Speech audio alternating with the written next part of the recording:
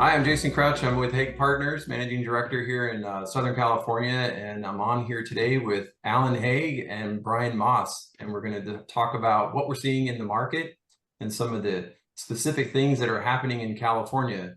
Hey, Alan. Hey, Brian. How you doing, Jason? Hi, Jason. Brian, you and I spoke probably, I think maybe a year ago. We did one of these and we were talking about a number of things that were happening that we didn't know the answer to at the time, but I know that you and your team were working incredibly hard on all of it. CNCDA's Dealer Day. I mean, we were up in Sacramento, and I think you can comment more about some of the things that we worked on up there, but we probably doubled or maybe more than doubled the amount of dealer attendance this year. You know how many people we had there this year and some of the things that we talked about? Yeah, we filled a ballroom downtown Sacramento with 350 people, partners like Haig Partners, as well as over 200 dealers. So it was a record-shattering event, and it's largely a credit to the support of partners like you guys and issues that were motivating our dealers to come and lobby the legislature. Alan, I know that we've been a firm with nationwide exposure and influence, and California is very important to us. So I don't know if you want to give us some background on what we've done as a firm and then what our goals are for 25 and where we're headed. Sure. So I started my career back in 1996 with AutoNation, and California was squarely in the sights of AutoNation. And I remember being out in San Francisco and Fremont and Los Angeles and San Diego and other major markets, acquiring stores for them. And I think over the years, my team and I have been involved in the purchase or sale of about 13 stores, or sorry, 53 stores in San Diego. But it's a big country. In my firm, Haig Partners, 10 years ago, we're fortunate, and the phone rings and people call you and you engage with them. And sometimes geography matters, and our firm is headquartered in Fort Lauderdale, Florida, which is, about the opposite end of the earth from California. So a couple of years ago, I realized that, we were missing opportunities in California because we didn't have somebody that was born and bred and living in that state. And it's such a big state. It's such an incredible state in terms of its economy, creativity, the wealth, the population, the amount of miles driven in that state surpass all other states that I can think of by a wide margin. So when we met Jayson, who was born and bred in Southern California, we thought this would be a good opportunity for us to have somebody full-time in California. And I'd say it's made a big difference to our practice already. We ran a little math. There are about 130 stores that sold in California over the last 6 years, or since 2019. We were involved with 13 of those, so about 10% of the market we were representing. And some of those were really exciting transactions. Like we had the pleasure of representing John Elway and Mitch Pierce in the sale of John Elway Crown Toyota. But this year we've got, I believe it's 14 dealerships that we're representing in Southern California, Northern California. And I believe some more coming soon. So just in the short order, I think having a local presence makes a difference to dealers in that state, where they could feel like they've got somebody in the same time zone, someone who speaks the same language, someone knows the same dealers, somebody that they can see regularly. So we're really excited about some of the changes, particularly with CARB. That's been a big overhang, I believe, on dealership values in California, kind of unstated. Because if you own dealerships in California, you don't want to say that your dealerships are imperiled. But if you don't own dealerships in California, it's pretty hard to think that now is a good time to go buy them. Well, now, before the CARB exemption was eliminated, before that elimination, you were taking a significant risk in spending money in California. The real estate is very expensive. There's often a lot of blue sky involved because the dealerships can be high sales. But I would say that the net worth of dealerships or dealers in California went up 20% perhaps, just because of that exemption has been waived. So we're really excited about that change. And I think there's been some belief that it would change. Dealers are just acting as though somebody would come to the senses and get rid of this, because the values that we've been receiving for the dealerships were selling were priced as if CARB was going to go away. So fortunately, that confidence has been rewarded with this new legislation.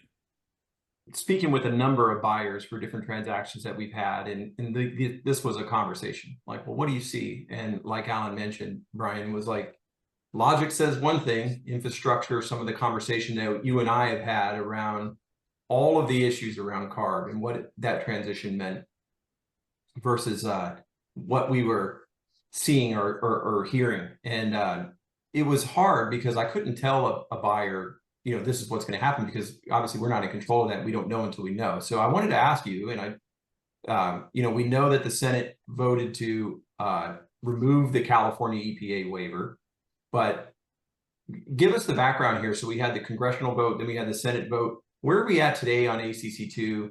I guess the thing that some of the buyers are saying is there still could be a lawsuit. It still could be held up. So between now and we get a finalization to this, what does ACC II look like? What does the 35% look like in 2026? If you can give us like that better understanding. Sure, it's a complicated story, and I don't want to get too deep in the weeds. I think the message I'd give to buyers and sellers and dealers throughout is the Congressional Review Act passed. President Trump will sign it, and that means that California's waiver in order to adopt the zero emission vehicle mandate by 2035 is gone. California has announced they're going to sue, and they're going to argue that somehow that the congressional passage of the Congressional Review Act is invalid. Most legal observers don't think that that has much of a chance of success. Very quietly, just last week, CARB announced in a document they put on their website that they are pausing enforcement of the ACC II mandate for the 26 model year. So what that means is everybody can be assured there is no ZEV mandate for the 2026 model year. There is no 35% requirement. That's effectively gone, regardless of what happens to California's lawsuit. That's fantastic news. And that's exactly what our dealers and a coalition of over 50 business and social justice and other groups were advocating for CARB to do, was pause enforcement of its own mandate. And they did so last Friday. So we think the decks are pretty clear for the market to do what it does in terms of respond to consumer demand.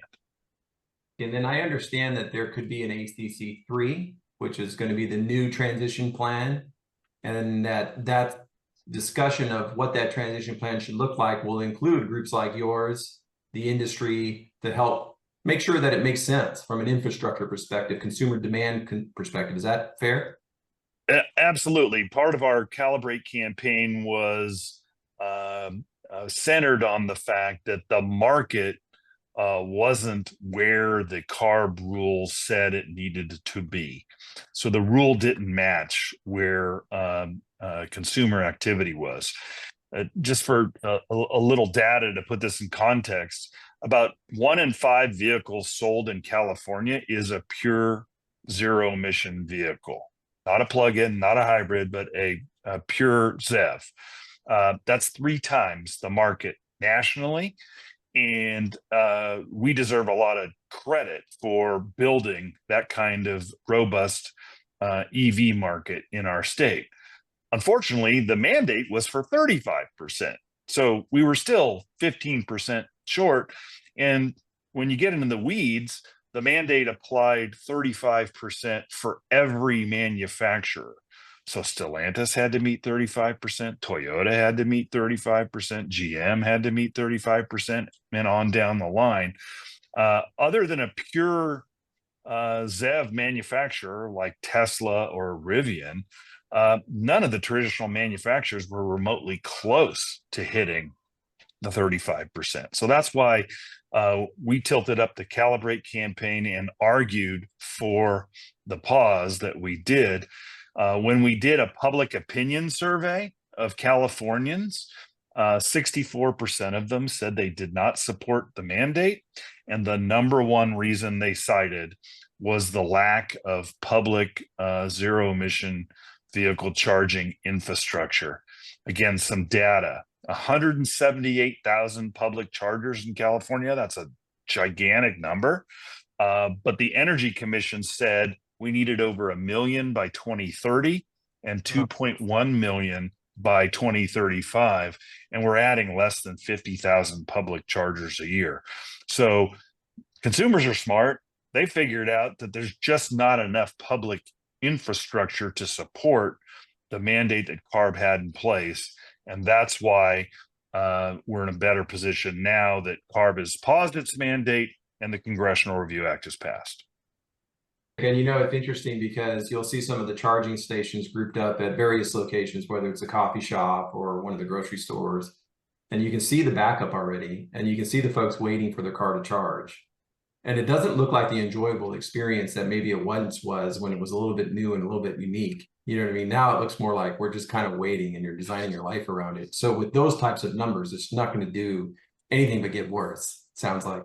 Well, if you think about it logically, the early adopters were the people that were of significant financial means, where an electric vehicle was their second or third car. They probably owned a single family home. They can install a charger in their garage, and they didn't really have to worry about public charging infrastructure. But in order to get to 100%, you need people who live in apartment buildings and other multifamily dwellings to have access to charging. There's no way in a 100 apartment building you're going to have enough chargers for every resident there.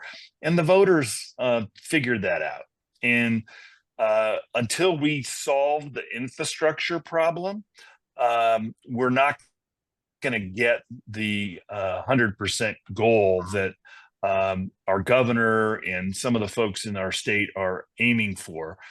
We have to have infrastructure to match the demands of any mandate, current or future. As you noted, Jayson, ACC III is likely to be proposed by CARB sometime soon.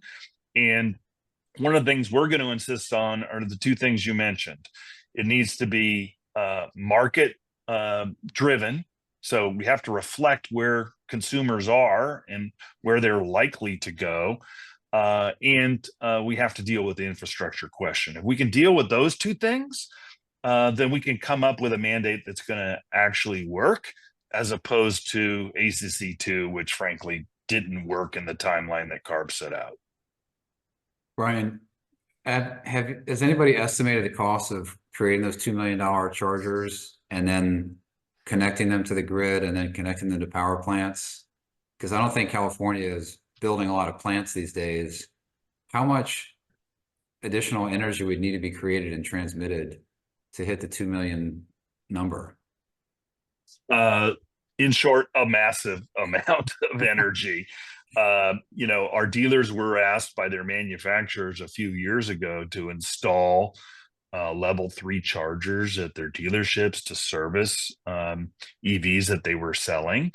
And, the typical charger, depending on what market you were in or what size kilowatt charger you were installing, ran into the hundreds of thousands of dollars.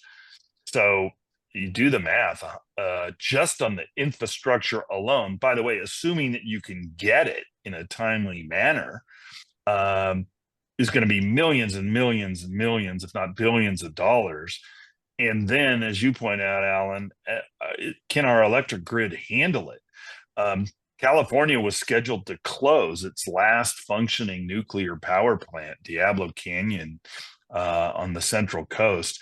And the governor extended its life because it supplies 20% of the energy in the state. So we're not in a position, especially with the AI revolution and the amount of data center energy those facilities require, to impose on top of that all the infrastructure that's needed to power 100% zero emission vehicle market. Unless something dramatically changes with the technology, we've got a ways to go, and we have to be honest with each other that that's the obstacle to full adoption of zero emission vehicles. Brian, when I fly into Los Angeles now, the air is cleaner than it was when I came in the 90s. You really can see from end to end of the city now. So I think CARB does deserve a lot of credit for many of the actions it's taken to clean up the air in that state. The automotive industry contributes to these emissions, right? We have, how many million cars are there in the state of California? Over 25 million. Yeah, tens of millions. Are you all tracking that progress in the cleaner air? Is that something that, because the cars continue to get cleaner even without going to zero emission vehicles? Yeah, I mean, our joke is with a lot of the modern vehicles, you can suck the air coming out of the tailpipe, and it's cleaner than the air going into the tailpipe, especially if you're in an area that recently had a wildfire. So, as you mentioned, Alan, CARB deserves a ton of credit for helping to foster an environment where the manufacturers could improve the technology in such a way that criteria pollutants, the kinds of things that create smog, have largely been eliminated. I think that the challenge with the ACC II mandate, it was trying to regulate greenhouse gases, principally CO2, and that disperses worldwide. And California is only 1% of greenhouse gas emissions worldwide. So as much as we can be aspirational and leaders and what have you to try and eliminate greenhouse gases, we weren't going to be able to do it all by ourselves. And since the political dynamics are such that half the country didn't support moving in the direction that California was going, and half the country did support the direction California was going, we weren't going to be successful in achieving the CARB ZEV mandate on the timeline that they set forth. So do you believe this is going to be an ongoing battle, or do you believe that if this exemption, if the Attorney General pushes back, sues the federal government, if the state loses, do you think, okay, that's a stake through the vampire's heart, it's done? Or do you think this is going to be an issue that recurs every administration going forward? I think electrification is here. You can look at the success of BYD and some of the Chinese manufacturers. And this new technology is going to continue to evolve. I mean, let's be honest, our dealers sell over 50% of the zero emission vehicles sold in California. So we're all in for EVs. We just need to meet the market. And we're going to need some of the infrastructure changes and things that we've been talking about. So I don't think we're going back to an era where it's only going to be internal combustion engine vehicles. I think what we need are incentives to encourage entrepreneurs and inventors to come up with better zero emission vehicle technology, whether it's hydrogen, whether it's battery, whatever it is, so that it takes a shorter time to charge. You don't have to use the raw minerals that we don't have in the United States to create these batteries and other things. But I think we're going to go forward. We just don't, none of us on this podcast know exactly what direction we're going to go forward. But I think EVs and zero emission vehicles are here to stay, and we're going to see more of them in the future. Yeah, one of the challenges that dealers speak about is the EV infrastructure investment that you kind of touched on earlier. It's pretty common to hear, that the factory has a requirement that you have to have so many EV chargers based on your allocation of inventory or parking spots.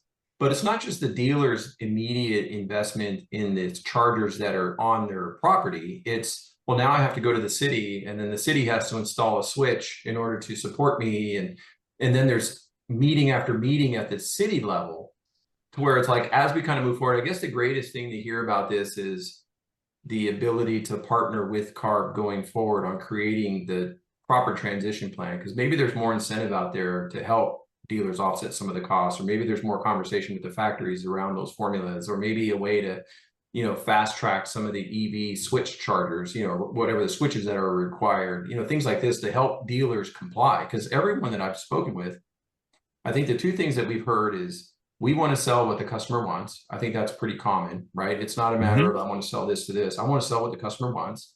And then I want to comply with the factory's requirements. It's just very hard for me to do that in today's world with everything against it. Yeah, when Ford was having its Model E program, and they were requiring Ford dealers in California and frankly across the country to install fast chargers originally that were going to be publicly accessible. Dealers couldn't get enough chargers to install, and even if they got the charger, they couldn't convince their local utility to give them enough power to power the charger. And that goes back to the question Alan posed earlier, is like, do we have the grid and the infrastructure to produce enough electricity to supply all these chargers? And we're not quite there yet. And what we need, frankly, is a plan to go from where we are in 2025 to where we need to be in 2030, 2035, 2040. And, you know, we want to be partners in that conversation. Ultimately, whatever rule or mandate CARB or our legislature or the federal government comes up with, it's our dealers that are going to sell those vehicles. So we need to have a seat at the table so we can bring kind of a reality of where the market is and talk about the harder questions that some people don't want to talk about, like infrastructure that we've been discussing for the last few minutes. You know, it's funny, as I recently heard about AI, you mentioned the draw on power for AI. And of course, this is a fantastic technology that's out there and growing, and especially in California, right? It's leading in AI. One of the challenges is there's so much power that gets consumed for AI, and most of what it's being used for is like, you know, create an action figure that looks like me, and, you know, I can send it to my friend, and, you know, stuff like this, and pictures. And so now there's some discussion about how do we moderate some of the usage of that type of power. So it's just kind of an interesting comment, interesting thought. For sure. So the last time we spoke was I was on my way back to California. Now I've been here just under a year. And it really feels like some of the things that you and your team have been working on have really moved fast. And, you know, I know it probably doesn't feel fast with the amount of work that you guys are putting in behind the scenes. But when we look at modeling out the performance of a dealer in California, of course, we look at all of the expense structure, one of which tends to be the legal costs. And sometimes in California, that tends to be higher than in other areas. And part of that was PAGA. Last year, and you'll be able to tell me more about this, obviously, but last year, I understand that PAGA got kind of pulled back a bit. There was a big win out there. Can you tell us more about what that is and how it impacts dealers? Sure. Our association, our dealer leaders had told us we needed to fix our wage and hour laws, and PAGA, the Private Attorneys General Act, was the principal culprit in those legal costs you were discussing. And so we worked with a broad coalition of business groups to reform PAGA, and the governor signed a bill, two bills last July.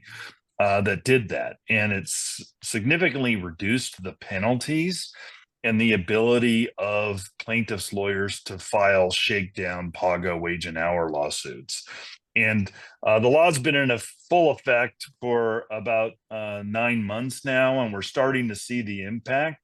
A lot fewer claims, a lot less revenue hits for dealers and other businesses who've been sued.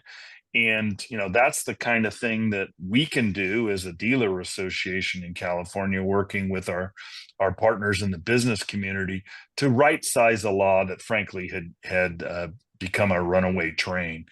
And we're constantly working to convince the legislature that without the successful businesses, we don't have the fourth largest economy in the world. That's what makes our economy go. And car dealerships, especially in a big place like California, is the tip of the spear. So we've had, I recall, I think AutoNation years ago said that I think they had 20% of their stores in California, but 80% of their legal bills coming from California. And I remember serving a client in Woodland Hills once who told me when he's sitting down to interview a new employee, he's guessing what that employee is going to sue him for if it doesn't work out. And that sense that you're afraid of your employees, et cetera. I guess PAGA can help with that. Do you feel that the pendulum is switching back a little bit more towards business owners with respect to all types of claims from consumers and other employees, et cetera, in the automobile business, or is it still a little bit watch yourself, be careful?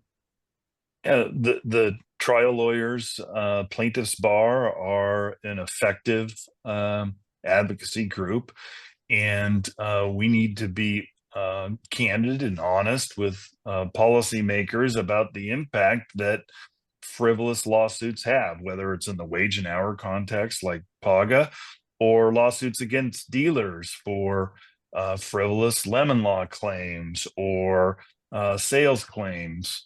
And, we're constantly battling bills in the legislature that seek to expand the ability to sue dealers and other businesses. And we're pushing back against that. And I think we're having some success. Let's be clear, though, California is not Florida. We have a 3/4 Democratic legislature who consider themselves not just leaders in the United States, but world leaders in terms of public policy. So they're going to push the envelope wherever they can to, represent consumers or what they perceive to be representing consumers against businesses like car dealers. And it's our job to explain to legislators and other policymakers that what they're trying to do isn't going to be effective. There's plenty of laws already on the books that regulate how dealers sell vehicles, and our dealers are the best at compliance anywhere in the country. And that's a factor of they understand the California market and they don't want to be sued, and they're going to do what they can to defend themselves. And that's why our association works hard all the time to advocate on behalf of the dealers to make sure that California remains a good place to do business. That's why you have such job security, Brian. Yeah, chances are good our association is, we've been around over 100 years. I don't think there's a chance we're going to go away anytime soon. And, Jayson, you were at Dealer Day in March. I mean, we've got some major issues that we're advocating around. And that's true every year. And that's why it's important, not just for dealers in California to join our association, but to join associations across the country, because we're the only people that are advocating for dealers and dealers only. And we're the ones that have dealers' backs in state capitals across the country. So, Brian, that's an excellent point, and it's one that's worth reiterating, that if you're a dealer in California, or really any state, you're not supporting your dealer association, you're really a free rider, because what makes the franchise system special are the laws that are passed at the local level. Without those local franchise laws and other laws and the fights that Brian and his colleagues and other state associations fight back against tough legislation or frivolous litigation, the profitability of a dealership would be far less than it is today. So I think that the state dealer associations deserve enormous credit and should get enormous support from every dealer in that state. If you're not a member, you really are free rider is maybe the right term. I don't know, Brian, if there's another term that you like to use, but you're taking advantage of others in your industry. Yeah, I mean, there's always free riders in any circumstance, right? Oh, the other guy will take care of it. I don't have to join an association or pay my dues or do what have you. But the other thing that people don't think about, what they miss, especially in a state as complex as California, is you don't get the educational aspect, what compliance means. And, you know, the large organizations, whether it's AutoNation or Lithia, all the way down to the smallest single point store, they know that we're going to tell them what the rules of the road are. And a non-member is flying blind. And as we talked about, if you're flying blind in a place like California, you're going to get sued and you're probably going to lose. So, another major reason to join an association, whether it's California or anywhere across the country, is so that you understand what you have to do to operate in that jurisdiction. Granted, California is more complex than other places, but it's important for dealers to understand that it's the association that has their back, not only in the capital, but in terms of compliance as well. You know, it's interesting about that because last time we spoke, I brought this up, but if you take a dealer in Los Angeles, you draw a 10-mile circle around that dealer, you probably have 1 million people, maybe more, and they're all doing really well. And as Alan mentioned earlier, we all drive in Southern California or across the state, right? And we are a spread out group and we like to drive. And if cars are not going to get any cheaper, they're going to get more expensive, more complex. If I'm selling cars into any market, I'd like to have a market that's got 1 million people around me that all make pretty decent money, that all need the car. And California has that. We already talked about being leaders in healthcare, leaders in AI. We are the largest port in the country down here, not too far from my house, right? So this is where you want to be, but you do have to understand the rules of the road. A number of the top 150 dealer groups are here and headquartered here, or do a lot of business here. But you do have to know the rules of the road. So being involved with CNCDA is important. If you're in another state, of course, being involved with that state association is important. So that's fantastic information. When we were at CNCDA Dealer Day, there were a number of things that we were talking about, one of which was the document fee. And I know that document fee isn't the right term necessarily, but you know, it's a fee on the contract to help cover the cost of processing the deal. I understand that your team did an analysis alongside, I think, JD Power. Yep. About $400 or so is the cost of documenting a deal, and we're allowed $85 on the fee to cost recoverer. If you could tell us a little bit more about that and where we're at on that proposal to right size that. I think that's, you know, if we look at CARB's now moved away and allocation sounds like it's returning to normal, so we can sell what the consumer wants. And then I think I heard 2 factories have already committed to standard allocations of previous years. But then we've got legal exposure being reduced with PAGA wins. And then now we maybe have some revenue upside opportunity. Can you tell us more a little bit about that? Sure. So we call it the document processing charge in California, but most dealers understand it as the doc fee. As you mentioned, we're the lowest in the country at $85. It's capped in statute. So in order to get any increase, we have to go to the legislature and seek their approval to lift the cap. Our dealers made it clear to us that this is a top priority. We're the most heavily regulated state, yet we can charge the least amount for document processing. Many states don't have a cap at all. The national average is around $450. Even Consumer Reports said several years ago that a document processing charge of $200 to $300 is fair and reasonable. So we're trying to convince the legislature that it's time to lift the cap. We've documented over 100 separate legal requirements that dealers have to engage in order to finish a deal in California, whether that's documenting a trade-in or giving a front license plate bracket disclosure or many others. And on the policy, we think we're absolutely in the right place. We have a proposal to increase the document processing charge that's pending in the legislature, and it's moving through the process.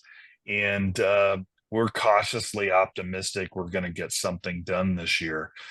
But we need our dealers to be engaged with us so that when we need to talk to a legislator about why an increase is important to their business, they can engage and contact that legislature.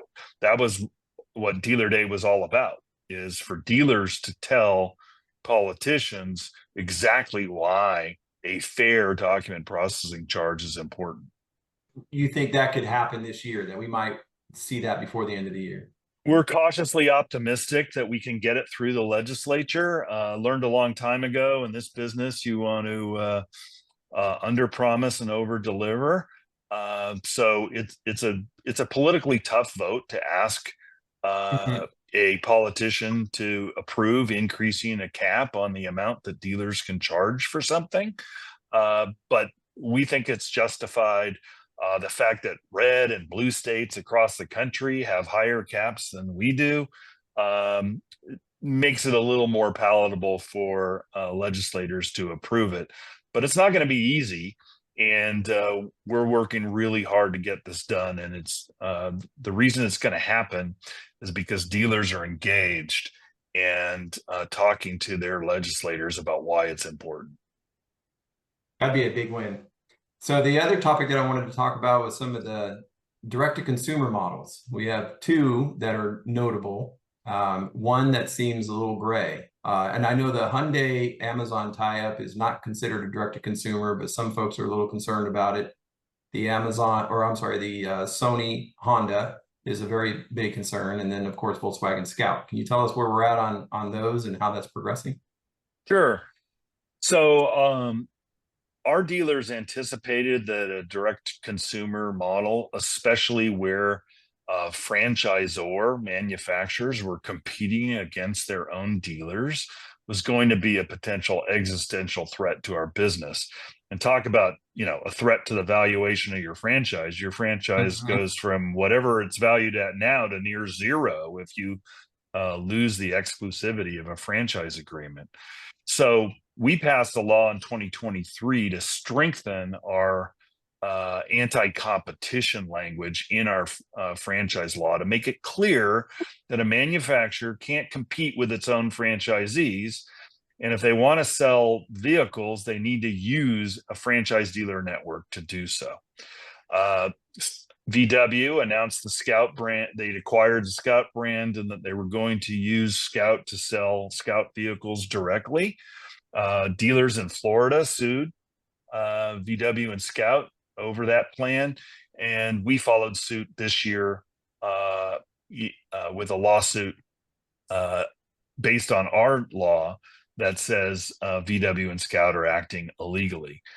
Just recently, we sent a cease and desist letter to Sony Honda on largely the same grounds. They're proposing to distribute an Afila vehicle to Californians. They're taking deposits on them now, and they're not using dealers to sell Afila EVs. Lots of Honda dealers would like to sell that car, much as lots of VW dealers would like to sell Scout pickups. But so far, the OEMs aren't letting them do that, and we think that's illegal. Brian, one question for you is, I spoke with one of the dealers in Florida that was suing Scout, and I asked that dealer, are you worried about suing the factory? Because dealers are dependent upon the factory's goodwill in terms of sending them information, not doing, service audits and sales audits and warranty reimbursements, things of that nature. So there's a little bit of a lopsided relationship, a giant global company, a local dealer. So there's very rarely, even when the factories violate state franchise laws, will the dealer feel comfortable filing suit against their supplier. And what this dealer told me is, I'm not suing my factory. I'm not suing Volkswagen. I'm suing Scout. And I think that's an interesting nuance, and I don't know if you agree with that nuance, to gain support from other California dealers to raise their hands and be willing to go on the record and push back against Scout.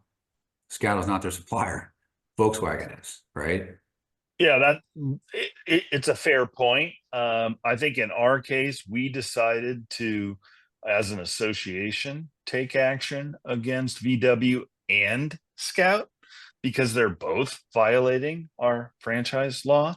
And what we've alleged in the lawsuit is that they're violating one of our consumer laws, and the penalty is $2,500 per violation. So for every deposit they take in California, the penalty is $2,500 if it's deemed illegal, and we think it is. So they can pay fines of over $30 million in our state if we're successful. So you know, I appreciate the Florida approach and getting dealers to challenge Scout. We feel in California, at least, VW and Scout are violating the law. And we felt as an association, it was important for us to take action sooner rather than later. And would that fine go to Volkswagen dealers, or where would that go? Who would keep it? Not clear. It may go to the state. I don't know the answer to that. I haven't dove that deeply into the statute to know. But regardless, I'm sure VW and or Scout don't want to pay a $30 million fine to anybody. I feel like it should go to the dealers. Volkswagen dealers have been not that well served by their factory. They need more volume. They need more desirable market vehicles, perhaps like the Scout. It's not clear how many that will sell, but that vehicle, in our opinion, we're big fans of the retailers, belongs 100% in the showroom of a Volkswagen dealer, as opposed to Volkswagen diverting that product outside of the normal channel. So we 100% agree, and our little company will do what we can, Brian, to get people to support your actions there in California. Well, we appreciate it, and you know, you hit the nail on the head. There isn't a VW dealer in California or America that wouldn't want to sell a pickup because they have no pickups. And now VW's announced through their Scout brand, they're going to produce pickups, but they're going to deny VW dealers the ability to sell those vehicles. I have no idea why they're making that business decision, but we think it's illegal under our law, and that's why we've sued them. Do you think there's a chance that they'll realize that that sales model doesn't really work? It worked for Tesla in their early adapter stage when it was the only real EV that you could get other than a Nissan Leaf. I do, and we have examples of companies that have changed midstream. Polestar originally wasn't using dealers, and they have a dealer network. VinFast, the Vietnamese EV company, originally had 13 standalone factory-owned showrooms in California, and they're in the process of selling all those to dealers, and they're using the dealer model all across the United States.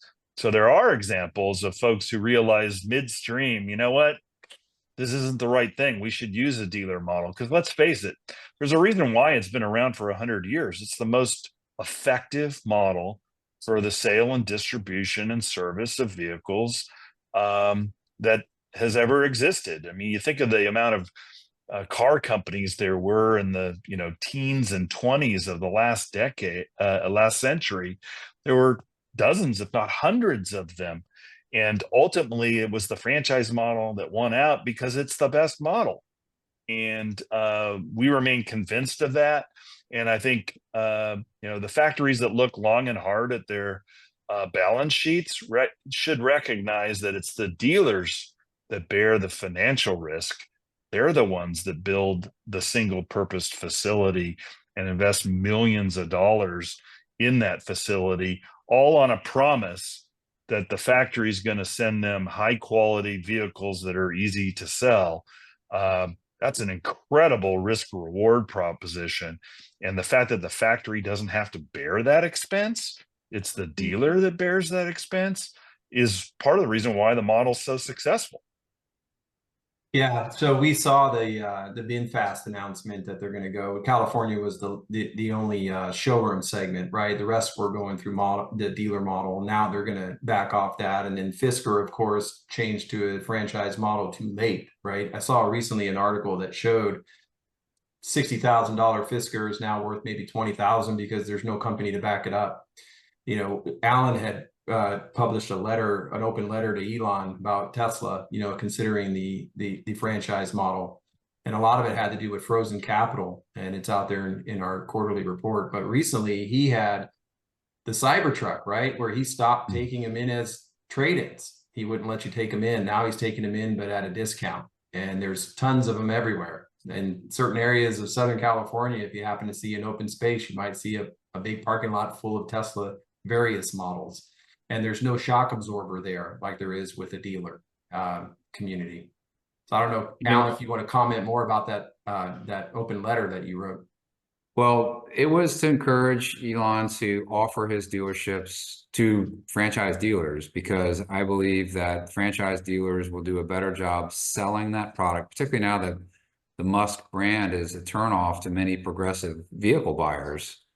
His brand is hurting him. If it were Johnson Tesla, for instance, Musk is a little bit out of the picture. It's a local business that's selling this product and servicing the product. And I think that's a problem that many consumers have had with Tesla vehicles, is getting it serviced is tough, because Tesla doesn't want to service it because that's just an expense for them, right? Versus for a dealer, it's a profit center. So they're going to work hard to bring in that service customer and make him or her happy.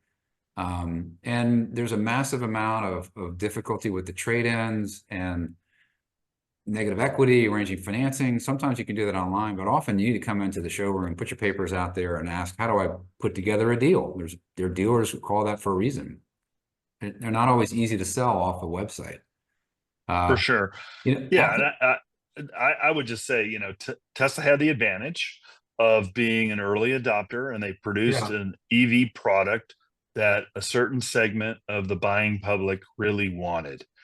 And he deserves a ton of credit, and his stock price reflected that for sure.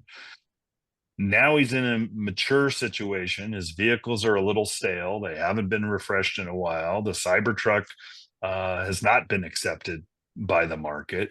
And any manufacturer, if they're honest, will tell you that in a down market, it's the dealers that save them, because it's the dealers that buy the vehicle wholesale from the manufacturer. And the dealer has to figure what the market clearing price is for that vehicle. The problem for Tesla is they have no idea how to sell a Tesla that people don't necessarily want to buy. Our dealers figure it out. And, every manufacturer's gone through cycles where they're up or they're down or what have you, but our dealers still stick around, and they figure out how to, not get too high or get too low and survive in the business. And Tesla's facing a difficult market problem.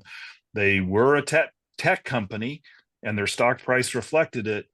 The problem is now they're a mature auto manufacturer, and they're also a dealer.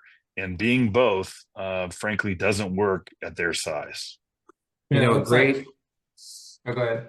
I was just going to say a great example of a company that launched a new product in a new market with no brand recognition is Ineos. And for those of you who know what that product is, it's basically a very close facsimile to a Land Rover 110, the old school Land Rover, the very boxy design.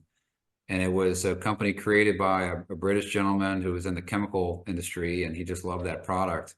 So he spent, I don't even know how much money creating the product, engineering it, producing it, and he's selling that product in the United States through a handful of well-known dealers. So the Holmans have it in South Florida, and the Sewells have it in the Dallas area. So he's carefully picking retailers that he think will give a fantastic experience to the consumer. That can explain the product, service the product, take care of the customer, kind of hold their hands through buying a new product, right? And I think they've done very well with that product, even though it's not an inexpensive vehicle. It's probably priced similar to the Scout. Is that, Brian, is that going to be in the 70s, the Scouts, I think so. So comparable price. And I think the customers that bought the Scouts feel like, hey, I can take it down the street to get it repaired. I can trade in my whatever car to buy this. It's been a good experience and a good rollout for Ineos. And if I'm Scout, I'm watching that and saying, well, if it's working for them, how has it worked for the other direct order companies other than Tesla? it's been a disaster, I think, for Rivian. Like, they're not selling many cars and trucks. I don't think their sales are going up. And Jayson, you already mentioned Fisker was, and then they gave up too late. So it's the evidence is there, Brian. I'm sure you do an excellent job within the state convincing that it's just against the law, but also hopefully Volkswagen and Scout will wake up and say, why are we going to fight this? There's evidence that it's a better path, and we can help existing dealers who are struggling. I would say that's just about the lowest performing franchise in the country is Volkswagen today, and it shouldn't be. It's a company that's one of the dominant top 2 or 3 brands in the world. They should be killing it in the US market. And they're not, because I don't think they've really embraced their franchise, their dealers, as advocates for their brand and for the customer experience. I think they sort of push down on the dealers, as we can tell from the Scout. And also, I understand Volkswagen may be entering into a distribution agreement with the Penske organization for one of the brands they own in Spain, Cupra, I think it's called, where they're nice looking vehicles. SUVs are cool, they're sporty. That should be in a Volkswagen showroom, I believe. But perhaps that distribution system will go to dealers as well. So we'll see. Yeah, we'll see. As we've been talking about, the franchise distribution model works. It's not perfect. And if you want an example of a manufacturer and dealer network that works in sync, just look at Toyota and Lexus. They value their dealers. The franchise values reflect that. The dealers are generally happy. The customers are certainly happy. And in California, especially, Toyota is by far the #1 market share brand.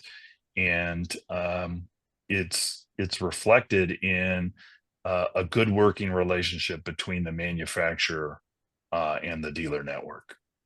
There's a huge amount of respect between the factory and the dealer network. You know, I'm proud that I was part of Toyota. I was the LA region leader for TFS for a number of years. And that is a very true, very authentic relationship. Alan's asked me before, like, what makes Toyota special? And I think that's it, is they listen. They always listen to the dealer and they try very hard. And no one's going to get it perfect, but at the end of the day, the intent is there. And like, for example, they're one of the first factories to come out saying we're going to commit to our original allocation strategy after the CARB ruling, right? So, you know, no Toyota dealer is concerned about the future. And it's just, you know, it's funny because we joke that like the model is there, it's right in front of everybody, like how to be successful, yet there's a lack of adoption. Like if you want to know how to be the most successful factory, it's right there. Some people say the car is the star, and I understand that. And I think Dave Christ at Toyota will tell you the car is the star, but it's also that factory relationship and that authenticity as well. So, well, yeah, I was going to say, I've been around long enough, you know, the business moves in cycles, and, you know, even a company as successful as Toyota, they don't always make hits with every car. But it's the relationship between the dealer and the manufacturer working together, where sometimes the manufacturer is going to pick the dealer up because they've got a hot vehicle, and sometimes the dealer is going to pick the manufacturer up because they have less hot vehicles that the dealers are still going to figure out a way to market and sell. And it's that symbiotic relationship that ultimately leads to success. And, you know, all we've been talking about the last 20 minutes is the franchise system works when dealers and manufacturers work together to serve their the retail customer, and that's the bottom line. So what do you say, Brian, when we talk about, you know, sellers come to market and they want to, you know, potentially retire or exit the business, and we put something out there, buyers are considering, you know, growing, whether they're already in the state or they're coming from outside the state. What's your thought process here? My thought is the last 2 years of being involved with you guys at CNCDA and kind of looking at things from this side of the fence is, it feels to me, and I think Alan alluded to this earlier, like California's business climate is becoming a bit more friendly. Now, I know it's not going to be considered the most friendly in the country. We were very complex. You mentioned that earlier, but it feels like you guys are doing really, really well with advocating for what's correct for our dealer franchise network. And Like, what would you say in terms of anybody interested in operating or growing here or starting a new franchise here? If you're a good operator and you have a handle on compliance with whatever rules are applicable to the business in whatever jurisdiction you're in, there's no bigger car market in the United States. We sell 1 out of every 8 new cars in the United States and California. Dealers generally are profitable, even with an $85 document processing charge. So if they figured out how to do it in the most complex regulatory environment with the lowest document processing charge, they're doing it because they figured out how to serve a significant customer base that's interested in a driving experience that works for them. I mean, if you're stuck on the 405 in Los Angeles, look to your right, look to your left. These people value their cars. They live in their cars. It takes a long time to go anywhere in LA. You want to be comfortable on that freeway. A car not only is a statement about who you are, but it's an important place because you're going to spend potentially a couple hours a day in that vehicle. So that's reflective of the product that our dealers provide to consumers. And I would say to any aspiring buyer, you're not really a true retailer until you figured out how to sell vehicles in California. And there's a reason why Lithia and AutoNation and many of the other publics are here. There's a reason why there's large private dealer groups that are based in California, because this is the place to be. And if you're looking to expand your network, you'd be making a mistake to not consider investing in California. What do you see for 25? And you want to wrap us up and kind of give us your forecast thoughts and closing remarks? Yeah, I think as we stated at the top, I think having the ZEV mandate that was kicking in for the 26 model year go away is going to provide some stability to the marketplace. That's really good news in the short and medium term. Obviously, we have to see what's going to happen with the economy generally and the impact of tariffs and other things that may happen. But, even during COVID, there were lots and lots of transactions occurring in California because there's lots of people here and they all need a vehicle to get around. So, I think our market's going to be stable in 2025. And I'm excited for the new product that manufacturers are going to be releasing and our dealers are going to sell. Hey, Alan, you got closing remarks for us? No, I think we all want to thank Brian and his team for helping to push back on some of the legislation that's harmful to consumers as well as to auto dealers. And I love what Brian said. If you want to be a dealer, you need to be here in California, where 1 out of 8 new cars are sold.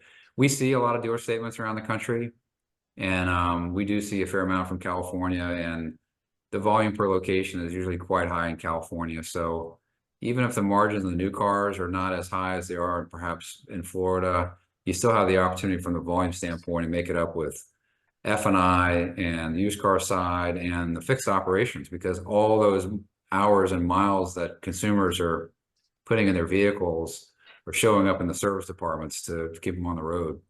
So we are obviously believers in California. We've got Jayson, a core teammate of ours, who's based there now in Southern California. So we're excited to be part of the market and support its ongoing growth and perhaps bringing new dealers in to the state, but also helping existing dealers to grow bigger.